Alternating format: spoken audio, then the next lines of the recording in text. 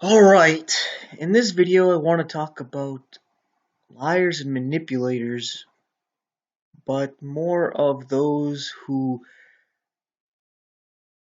honestly seem to care about God, they care about kind of what is true and kind of what is right.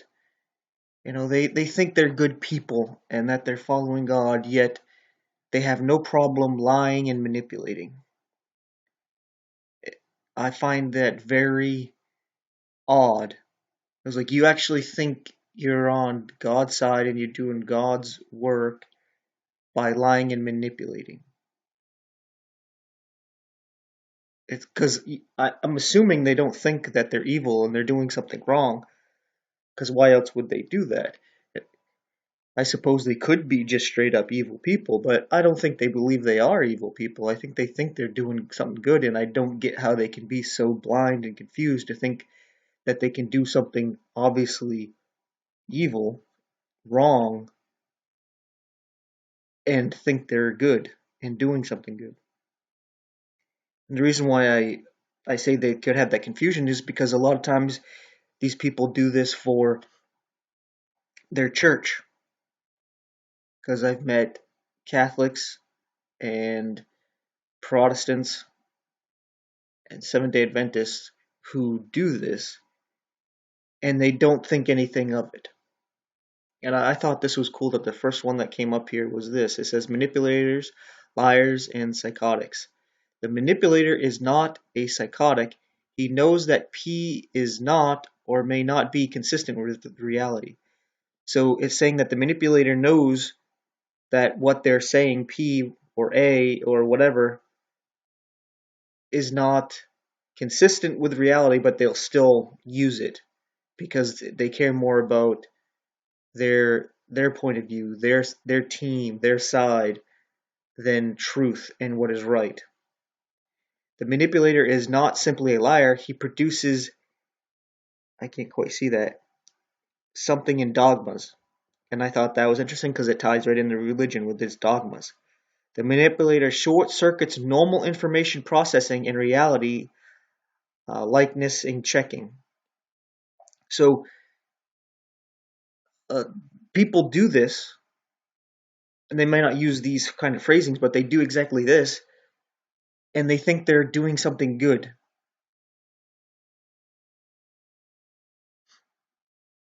Like, I give a couple examples. I was talking to a Catholic guy about Christmas in the Bible, and he was saying it's in the Bible, and I was like, no, it's not, because I know he can't show me. And he was like, yeah, it's in the Old Testament, and I was like, no, it's not. And then he was like, it's in the Catholic Bible, and I was like, oh my God, no, it's not. And I kind of just walked away from there because I was like, this person doesn't care about truth, and he doesn't care about right or wrong because he's just lies. He doesn't care about what is true. He's just protecting his Catholic belief. So truth, no, that doesn't mean anything. Uh, doing the right thing is in not lying. Nope, that doesn't mean anything. What matters is my belief, my church, my team. And he thinks he's doing a good thing by doing something wrong to protect that. And I was talking to a Catholic kid who knew I was, I guess you would say, a religious guy, and he was talking to me about uh, how come if you do things for Satan and pray for Satan, he'll get you a four-wheeler, but when you pray to God, he won't get you a four-wheeler. And I was like, this kid is trying to get me to get him a four-wheeler to prove that God will answer his prayers and God cares about you and is going to get you what you want because he wanted a four-wheeler and he was being manipulative, thinking he was smart and clever and trying to use that like, well, if you don't get me a four-wheeler, I'm going to, pray to Satan, all this stuff, and get me a four-wheeler. And it was just like, this kid is retarded. But at the same time, I was like, uh, Satan just gives you what you want because he doesn't care about you. He just wants you to come to him. So he'll enable any kind of sin you have. He'll just give you all the worldly goods you want. But God actually cares about you and wants you to be a good person. And he's not just going to give you what you want, he's going to give you what you need. But he didn't want to hear that, and that was like the end of that conversation. And that's just a couple of examples there. But uh, yeah, you you can see how they're doing something manipulative, and they don't see anything wrong with it. I at one time was at uh, Fort Campbell, and I was walking around the barracks one Sunday, and some people came up, asked if I wanted to go to church, and I was like, you know what, I'm kind of bored, I'll go. And they gave me a ride to their church, and I thought it was weird because they were doing like this concert before everything, and I was like, what the hell? They had the drum sets and the guitars, and they were putting on this stuff, and I was like, okay, to each their own. I thought it was a bit off, and they had segregation, like all the white people were in the front, and they had a few black families, but they sat in the back, and there was a space between them, and they guided me to the front. So it's like I didn't get to choose where I sat, and I was like, this is kind of weird. And the guy was preaching some stuff, but it was more about having some energy and whatnot. And I was thinking, uh, I'm just gonna read my Bible. So I just started reading it, and the guy started looking at me, kind of like, "Get out of your Bible, like you listen to me," kind of thing. And afterwards, he was, you know, told everybody to to bow and on their knees and something like, I don't know, something about prayer and whatnot. And I didn't feel comfortable, so I didn't. So that pastor came and sat right next to me, and he said, "If I don't do it, then I'm not saved." And I was like, "You don't get to decide that." So I was just like, "Whatever. This guy's kind of weird." And he put his arm around me and tried to actually, entice me to get down on my knees, and it was just kind of like, "What the fuck?" And eventually, he just walked off and was like, "You're not saved." And it was just like, whatever. And afterwards, supposedly they go out have lunch, but they just dropped me back off at the fort. So uh, I thought that was an interesting, an interesting little experience. But again, the people they try to manipulate to get you to do what they want, and they think they're doing the right thing. Like I don't. I want to say that that person's just doing something evil, and they're evil, and they know that they're evil. But I don't know how someone could do that if they actually know they're doing something evil. I think some of these people actually think they're good people and they're not doing anything wrong. It's like their conscience is seared and they're not able to really see clearly. Their conscience isn't getting to them. And then when I became a Seventh day Adventist, I learned about NLP, which is neuro linguistic programming. They teach that to their pastors and whatnot in their colleges. And they use Paul as an example for doing it. Where Paul, he became a Jew to reach the Jews, a Gentile to reach the Gentiles, and he became whoever he needed to become to reach different people. And I think they twisted that mentality because it, like, you don't change who you are.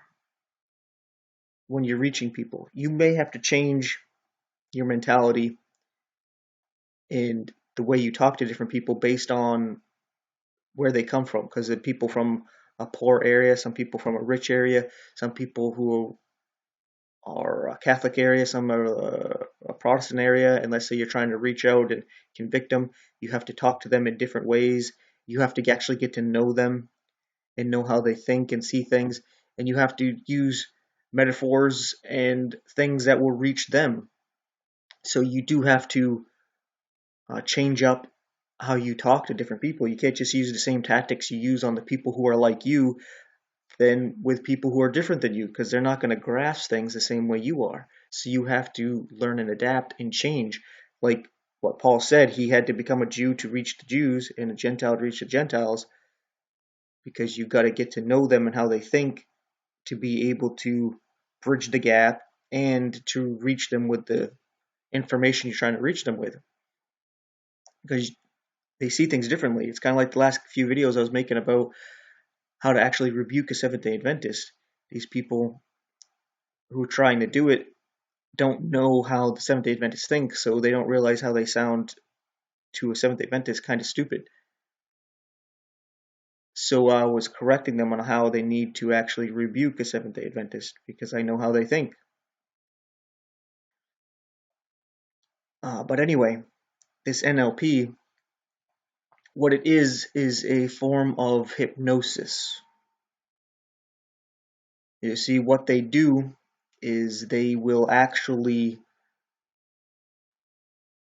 get to know you, and but not as a like, oh, a friendship kind of thing. They try to make it seem as though you're friends, but it's only to manipulate you. So what they would do is, let's say you invite them in to talk about God, the Bible, or something, right? When you sit down, they'll do little things like they'll sit down in the same position you're in, because they start to mirror you, and then they'll start to mirror like your tone and the way you talk. They'll try to read you, and they'll just try to look around your house to say, oh, say you're into sports, you're into whatever. They will gauge that and then relate to you on that. And even, but that's the thing, they may not even give a two shits about it. They're just trying to uh, mirror you, because what it is a psychological trick, because it starts to get into your subconscious that you're looking at yourself, right? So instead of you judging the other person and the information they're giving, you're starting to take the information from them from as excuse me, as it's actually from you and not from somebody else. You know what I mean? It's a little psychological trick. If you're aware of it, it's not a problem. But if you're not aware of it, then you don't realize that you're actually starting to look at this person as you, and it kind of makes of a weird friendship. Like you start to think of them as a friend, and subconsciously as if they're you instead of a separate person, and you need to judge their information. So when they start talking to you about things, you start thinking of it as your self-talk, right? So it's a way to get ideas and things into your mind. That's why it's a form of like hypnosis, and it's it's manipulative. Just to put it straight, it's not about, oh, I'm going to present this person with the truth and give them a chance to actually accept it on their own, or I'm not just going to plant seeds here and let God do his thing with this man or this woman. I'm going to actually use my ability to manipulate this person into making a choice, and they think they're doing something good by doing this. Because once they mirror you, what it's supposed to be like is like trying to get a wild horse, right? You're trying to get that Mustang and you're trying to bring it in and you're trying to make it one of your own horses, right?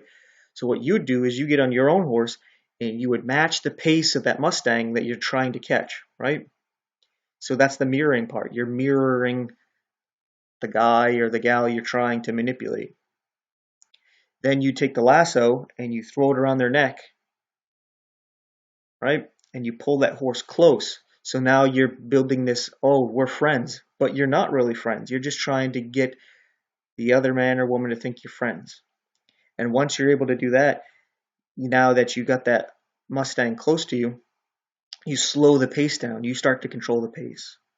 So you start to restrict their freedom, and you start to control the conversation. You start to control the direction of the thoughts and everything like that. And you're able to take away their will and whatever direction they want to go. Then you bring that horse into the corral, which is bringing them into the church, and then you break them into what you want them to be. And that's what you see. You see the Seventh-day Adventists, they'll go make the friends, supposed friends, bring them in, and then they don't care about them anymore. They brought them into the corral, and then they're just going to go try to get more. Because to them, you're the Mustang that they're trying to bring in to break, and they don't really give a shit about anybody. They never really develop friendships or anything. While Paul, on the other hand, he would sit with one convert instead of a big group to make sure that one convert was clear about everything. Instead of trying to get many, he went for quality. Like this one, as long as I get this one and he's straight or she's straight, then I'll move on to somebody else. What's the point of getting a whole big group when all of them are not strong in the faith? When you can get one strong in the faith and then move on to another one, there's a lot of patience there and of actual a relationship building there. But no, they'd use this NLP bullshit, and that was one of the things that pushed me away from the church. That and the fact that they didn't care that they were the lukewarm Laodicean church. They were like, yeah, whatever, we're saved because we're part of the remnant church. And I was like, that's the same mentality Israel has. That's the same mentality the Catholic Church has, that they're saved because they're part of the church. It's like, that's not how it works. You're saved by being part of the body of Jesus, not part of some organization that man made. And they don't see that. They see those things as one and the same. The man-made organization is Jesus's body. They don't see the difference. But anyway, some more of the things that come up is jumping through the hoops, the flaming hoops. Like, you want to talk to somebody and you want to talk about the truth. They try to manipulate and control you by being like, oh, you want me to believe you? Well, you need to do these things, right? Like, I only respect people with PhDs, or I only respect somebody who's uh, yeah, like a pastor in my church. You come get into my church and you become a pastor or a priest, and then I got some respect, and then I listen to you, or I'll pretend to care and I'll pretend to listen to you then. Or you know, uh, if you got some money, you got some social status, then it's like, oh, now I'll care what you have to say. And it's like, well, that's fine because it's showing that you are not one of God's. Because Jesus said that if they listen to you, they listen to me. And if they won't listen to you, they won't listen to me. So when somebody's like that, it's like, okay, well, either you're not ready or you're just not one of God's. And it's just to move on. You're not to change and become somebody else to please somebody else just to get them to accept the truth. It's like they got their own choice. You present them with the truth, they accept it or not. You don't sit there and jump through all these flaming hoops to appease them, to try to get them to give a shit. It's like, no, they don't give a shit. They're just playing games and trying to have fun with you and manipulate you and get you to do things for their entertainment. Because they look at people as like salesmen, especially the older people. They used to these people who are always trying to sell them something, so they try to get these salesmen to do all these things for them, hoping that they were going to make a sale. And then sometimes they'll actually buy the item, and sometimes they won't. Just wanted to get the salesman to see what they would do. So they look at you as a salesman, and it's like, no, I'm not selling anything. I'm presenting a gift, and if you don't want to accept the gift, you don't have to. But it's just more manipulative people, because a lot of these people, they are religious people. They believe in God. They believe in the Ten Commandments. They believe in right and wrong, yet they don't care about being manipulative and playing games with their fellow man. They wouldn't want it done to themselves. No, if it's done to them, it's an insult. How dare you? But they can do it to other people and it's fine because they're blind. They don't see it. They think they're good, even though they're doing things to other people that they wouldn't want done to themselves. Like they wouldn't want people lying to them and manipulating them and getting them to do stupid things, but they don't care about doing it to others. It's as if they think that they're above everybody else. Because ultimately that's what it is, because you can't do it to me, but I can do it to you. So you're saying that you're a king and I'm a peasant when we're all equal on the same level. So you're delusional. But ultimately, uh, they just don't care about truth and they don't care about right or wrong. And I just think it's funny that these people they can pretend they don't care about acting and lying and pretending to be like you or to care about the same things you care about. They don't care about being fake, but they still think they're good people. They still think that they're close to God, even though they're living a lie, and they know they're living a lie because they don't want to actually live the truth because that would mean there would actually be some changes or the relationships they have would change because people would know the truth about them and that they don't really care about the same things.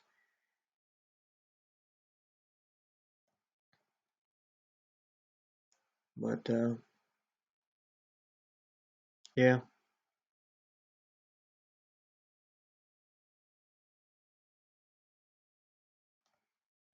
yeah, we don't care if it's true. That's just how they are. People just very selfish and think that they're above others. They don't care about the truth, they don't care about right or wrong, but they still think for some reason, like I said, that even though they are living a lie, that they do lie and they manipulate and they treat others in a way that they don't want to be treated, that they're close to God and that they're good with God. They're on the right path. And it's just self-delusion. And I had to make a video about it because hopefully, this will either reach somebody who sees the same thing I'm seeing and it, gives them a little bit of comfort, or hopefully, somebody that I'm talking about can see this and it actually clicks to them and convicts them of the truth of how they are. And they're self-deluded. And a lot of times they fight it because it's my team. I don't care. I don't want to admit I'm wrong. And it's like, well, you're only hurting yourself. You're not hurting me. You're not hurting God or anybody else. Well, you're probably hurting God's feelings because He cares about you and He wants you to be with Him, and you're refusing to do so just because you're being stubborn. You won't humble yourself. But outside of that, you're not really hurting anybody other than yourself. Ultimately, you're the one that's going to have to deal with the consequences of that. But